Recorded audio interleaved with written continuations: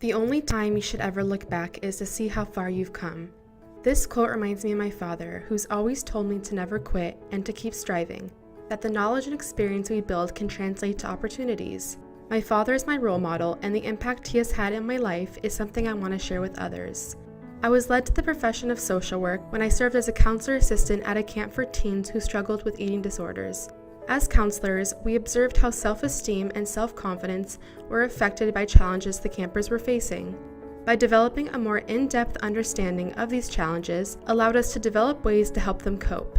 During my time as a counselor assistant, I worked with a young camper who wanted to mentally challenge herself to find better ways of confronting her eating disorder. Together, we found healthier options involving exercise, music, and meditation to help her cope with her struggles. 2 years later, this mentee became a mentor to other young girls going through similar obstacles.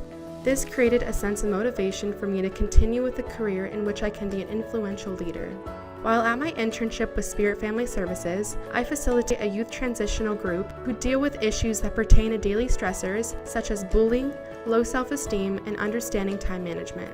Social workers are soldiers in the battles our clients face within themselves. During my time facilitating, I worked with a young girl who had never wanted to fully participate in the weekly sessions.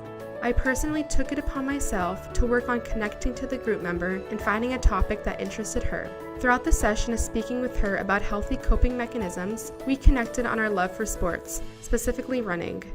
I worked simultaneously with my client, helping her understand the benefits of running, especially during times of stress and feeling overwhelmed both in home and at school. She later opened up to me how important running is to her, and when she is older, she wants to be a mentor to other young girls going through similar obstacles. This issue of stress and finding an outlet to cope is a majority of my group's focus. This group works to transition the adolescents into understanding coping mechanisms and varying outlets to turn to. My work stems to empower and teach them to keep striving to be the best version of themselves while helping them develop healthy outlets. I remind the teens of a saying that my father would share with me as a young girl: the only time you should ever look back is to see how far you've come. As an emerging social worker, my ability to empower and be empowered is the cornerstone of the social work profession and what is rooted in the social work values. The work of a social worker can have a domino effect. We are here to make a difference, to have a lasting impact.